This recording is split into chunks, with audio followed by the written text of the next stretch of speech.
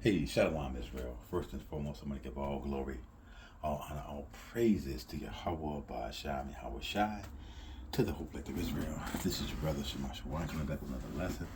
And this lesson is called Who Are the Sons of God? Who are the sons of God? So hey, let's get back right into it. So this is Genesis 4 and 1. It says, And Adam knew Eve his wife, and she conceived and bore Cain, and said, I have gotten a man from Yahweh. And she again bore his brother Abel, and Abel was a keeper of sheep, but Cain was a tiller of the ground.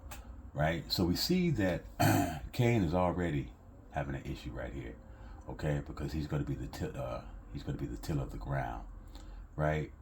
3 it says, and in process of time it came to pass that Cain brought of the fruit of the ground and offering unto Yahweh. So we see this dude, he doesn't even bring a first fruit. He just throws some fruit together, you know what I'm saying, and brings it and presents it to Yahweh. But here, let's see something, because the ground, there's something happening with the ground. Okay, let's go to real quick. Let's go to Genesis 5:29. It says, and he called his name Noah, saying, This saying shall comfort us concerning our work and toil of our hands, because of the ground which Yahweh hath cursed. We know that Yahweh cursed the ground in Genesis chapter 3. So Cain is already at a disadvantage. Okay, already at a disadvantage already. Okay, for Genesis 4 and 4 it says, and Abel he also brought of the firstlings of his flock and of the fat thereof, and Yahweh had respect unto Abel and to his offering. The man brought the firstlings, in terms of like first fruits. It says, but unto Cain and to his offering he had no respect, and Cain was very wroth, and his countenance fell. And Yahweh said unto Cain, Why art thou wroth, and why is thy countenance falling? If thou doest well, shalt thou not be accepted?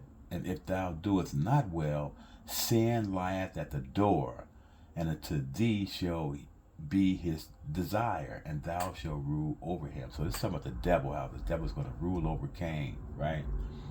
8 it says, and Cain talked with Abel his brother, and it came to pass when they were in the field that Cain rose up against Abel his brother and slew him and killed him, right? So we see that the righteous line, or the sons of God, is going to come through Adam. So it came through Adam, right? Then through Abel, but Abel was killed. So Yahweh had to restart that thing again, right? Let's go down to verse 26, Genesis 4:26. It says, and to Seth, to him also there were born a son, and he called his name Enos. Then began man to call upon the name of Yahweh. So we see that Yahweh, he reestablishes that line, or the sons of God, that Mashiach Yahweh shall have to come through this righteous line.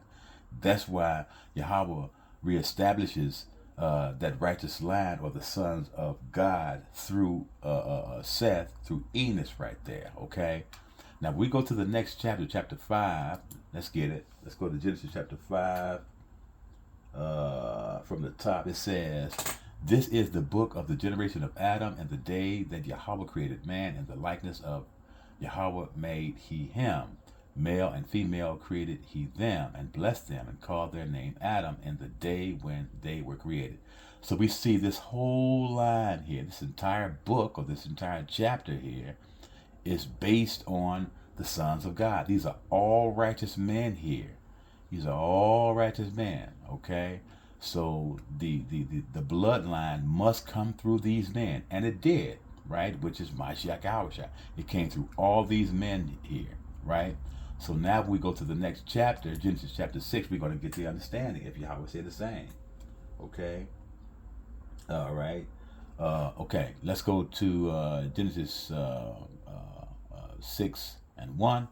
It says, and it came to pass when men began to multiply on the face of the earth, and daughters were born unto them, that the sons of God saw the daughters of men, that they were fair, and they took them wives of of of all which they chose.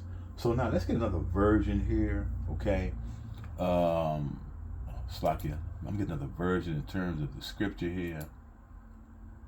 Okay, all right. So I'm gonna go to the CSB Bible, the CSB Bible, and we're gonna read that verse again of that Genesis chapter 6 and 2, right?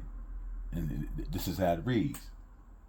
It says, the sons of God saw that the daughters of mankind were beautiful, and they took any they chose as wives for themselves. So now we need to see what this word mankind means.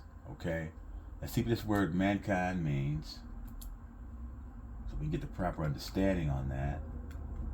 So that we see that those daughters, their dads didn't come out of the sons of men. They didn't come out of the sons. It's like it. That those daughters, their dads didn't come out of the sons of God. They didn't come out of the sons of God. Okay, so we got it right here. Mankind. Let's get mankind here. So this is the Merriam-Webster dictionary, established 1828, and here it is right here. Let's see if we can get it. Mankind. Right. So mankind, right? It says the human race, the totality of human beings. So we see that these are not angels; these are actually humans. You know, that some people subscribe and say that, you know, those are angels. Those are not angels.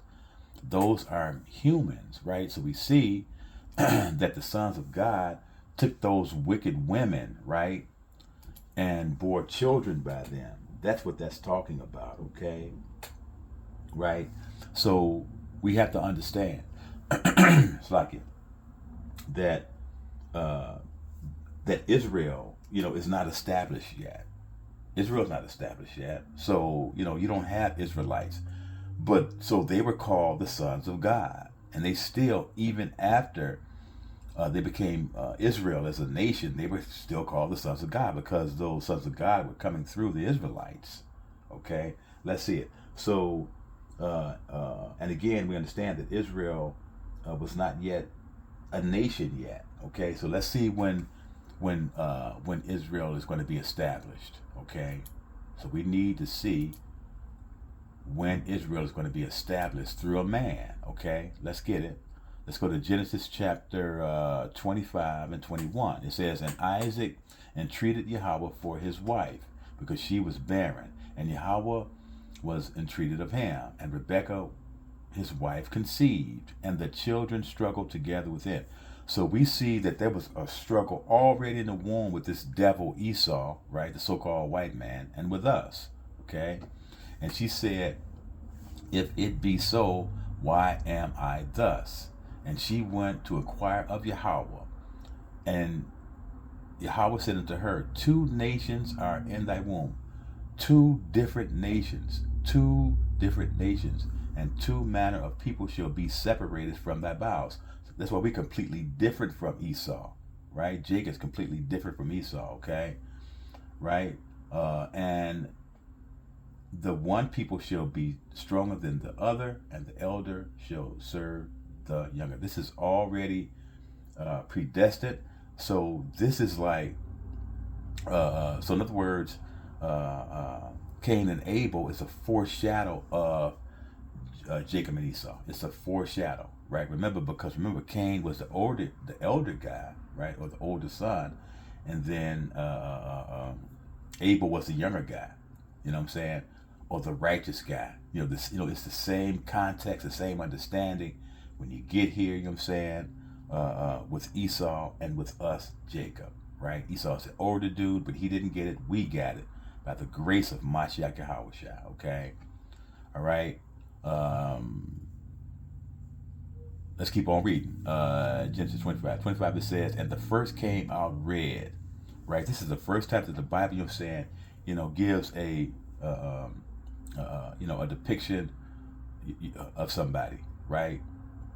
The first time that the Bible, saying, is giving us the appearance of somebody. The first time right here, because Yahweh wanted us to know this devil Esau. He wanted to know this dude. When you see this dude, right, you're going to know him, right? It says, and the first came out red all over like a hairy garment, and they called his name Esau. Esau literally means to waste away. That's why when the so-called white man, goes out in the sun, the sun just, it literally eats them up.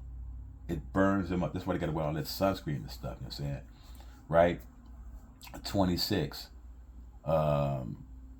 It says, and after that came out his brother. It's like it says, and after that came his brother out, and his hand took hold of Esau's heel, and his name was called Jacob. So this is the start of Israel. It's going to come right out of Jacob here, right? And Isaac was 80 years old when he bare them.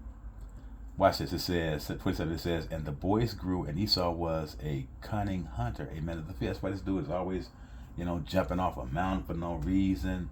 He's doing all kind of stupid stuff, swimming with the sharks for no reason. Just doing stuff for no reason. It makes no sense, right? But our forefather, Jacob's a cool, laid back dude, with a nice cold tea, just reading these scriptures, trying to please Yahweh Ba'ashah and Yahweh Shah, right? Right.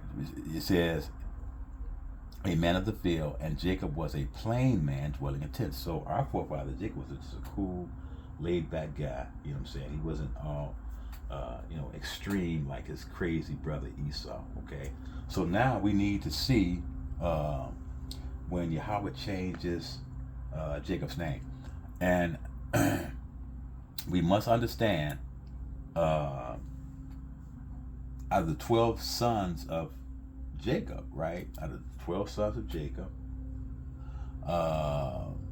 11 of them were born, Dan, Reuben, those gentlemen, so forth and so on. They were born when Jacob's name was still Jacob, right? His name wasn't Israel yet. So we had so we had 11 of the patriots that were born while Jacob's name was still Jacob and not Israel. We're going to see, that Benjamin is the only son that was born to Israel, as Yahweh had changed Jacob's name. He's the only one. So we only had one son, which is Benjamin, who's born as Jacob's name is changed to Israel. So those are the sons of God. So when you get like Abraham, Isaac, Jacob, Noah, all those guys are the sons of God. Those are the sons of God, because remember, Israel was not established yet, in terms of a nation like that, but you still had the sons of God, or the righteous man that we saw in Genesis chapter 5, okay? So now let's go to Genesis chapter 32, and I'm looking at verse 28 here. It says, and he said, thy name shall be called no more Jacob, but Israel. This is when Yahweh changes his name. For as a priest hast thou power with Yahweh and with men, and hath prevailed. So Yasharallah, means power with Yahweh. Yasharallah, power with Yahweh. That's what that means. Or Israel. It's actually Yasharallah, power with Yahweh. Okay? So we see that Yahweh changes Jacob's name to Yasharallah, or Israel now. So, and again, Benjamin is the only son that's born to him under that new name, Yasharallah. Let's prove it. Let's go to Genesis 35. Genesis 35. You got to understand, the sons of God are righteous men, not angels. Okay. Let's go to Genesis 35 and 10. It says, and Yahweh said unto him, see, thy name is Jacob. Thy name shall not be called any more Jacob, but Yasharallah, or Israel, shall be thy name. And he called his name Israel. Okay, let's jump down to verse 18, it says, and it came to pass as her soul was in departing, this is Rachel before she died, that she called his name Benoni, but his father called him Benjamin. So we see that Benjamin is the only son that's born to Israel as that name. Okay, all right. So now let's keep it going. So now we're going to see the sons of God is mentioned 11 times in the scriptures and 1 time in the Apocrypha. Okay, let's go to Job. Let's go to Job 1. Right? Let's go to Job 1. Okay, we're going to see it right here.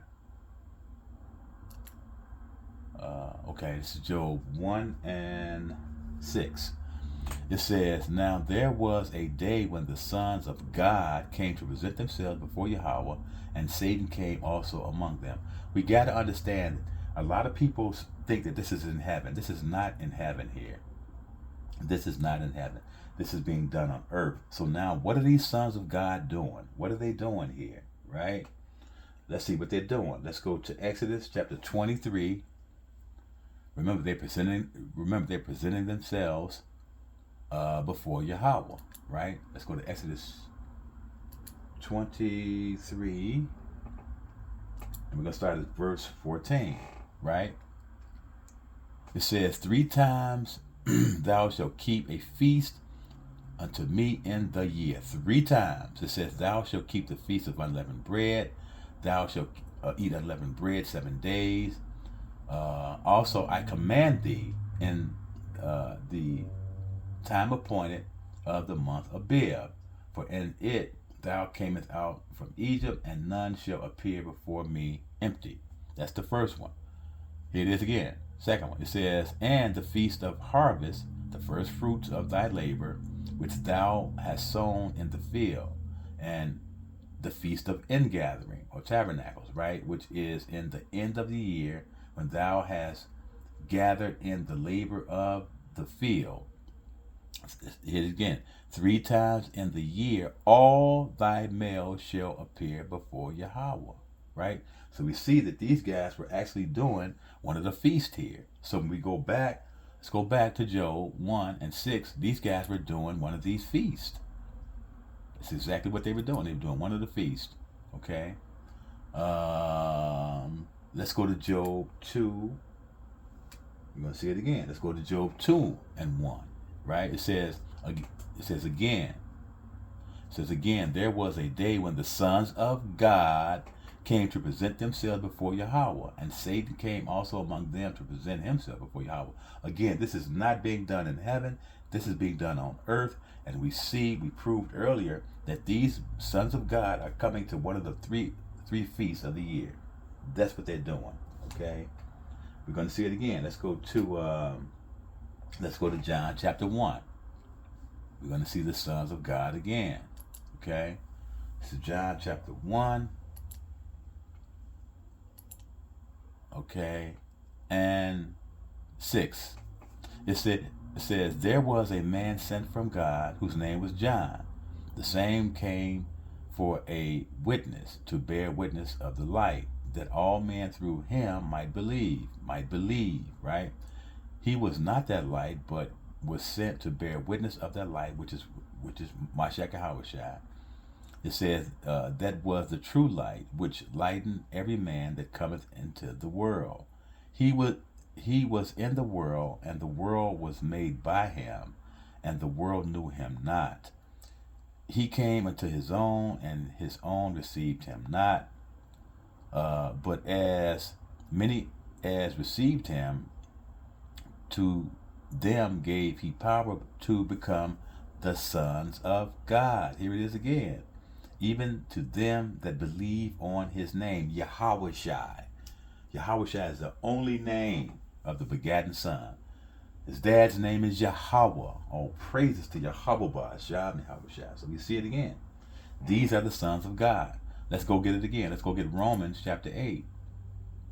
Romans 8, we're going to start at verse 13. Okay? It says, for if ye live after the flesh, ye shall die. But if ye through the Spirit do mortify the deeds of the body, ye shall live. For as many as are led by the Spirit of Yahweh, they are the sons of God. For ye have not received the spirit of bondage again to fear, but ye have received the spirit of adoption, whereby we cry, Abba, Father. The Spirit itself beareth witness with our spirit that we are the children of Yahweh, the sons of God, right? It says that if children, then heirs of Yahweh, right? With Mashiach, right? Yahushua, if so be that we suffer with him, that we may be also glorified together. It says, for I reckon that the suffering of this present time are not worthy to be compared with the glory which shall be revealed in us. All praises to Yahweh Shah. It says, for the earnest expectation of the creature waiteth for the manifestations of the sons of God. There it is. So we see that these sons of God are the sons of God. We pray we're the sons of God, who are Israelites, okay?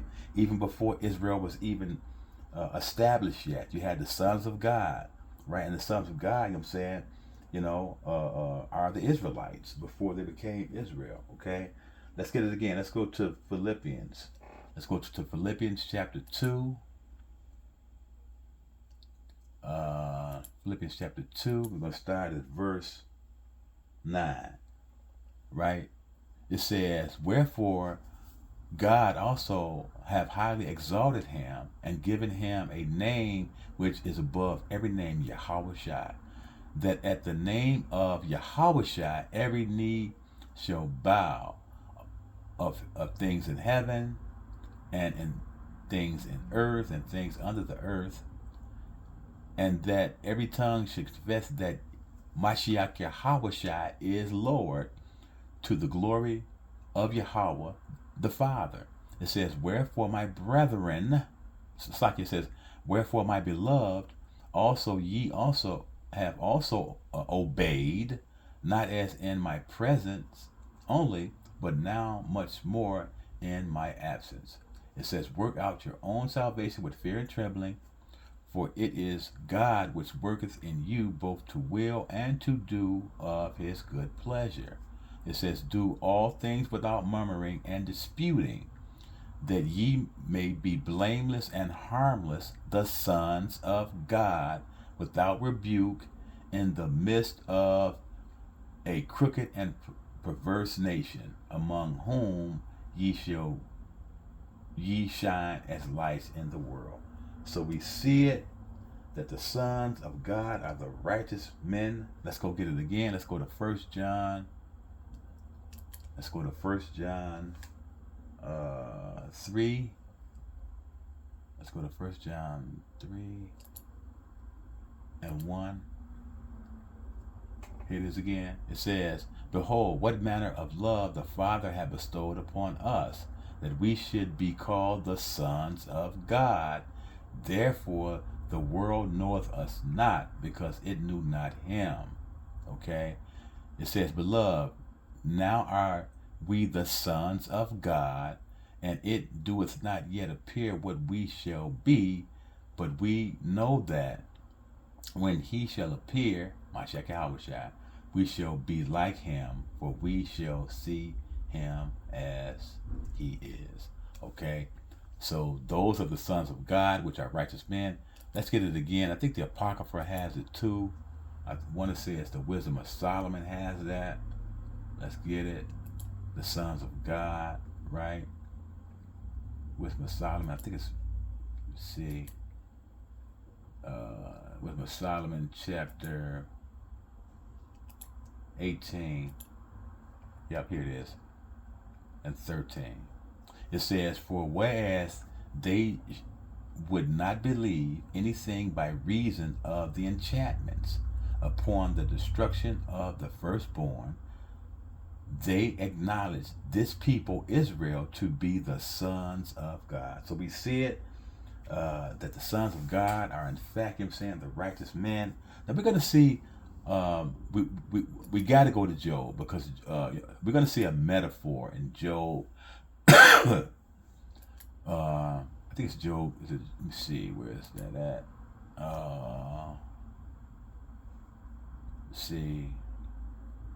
It's going to be Job 37. Slocky about that. Let me get it. Let me see. It's going to be Job. Yeah, 38. Job 38:7. It says, when the morning stars sang together and all the sons of God shouted for joy. Right? Right? So, this is more metaphoric here, right? It says when the morning stars sang together, all the sons of God shouted for joy. So it's just literally talking about, pretty much, understanding, the constellations, the times of the season, you know what I'm saying? Because, each month has a different constellation. So there's just, the sons of God are just glorifying Yahweh Ba'Shem, Yahweh Shai, when they see these constellations coming in, you know what I'm saying, for like the new moon, or for like the Feast of Tabernacle. So this is all what that's saying, okay? So I pray that this class was edifying. Once again, I want to give all glory, all honor, all praises to Yahweh Ba'Shem, Yahweh Shai. Shalom.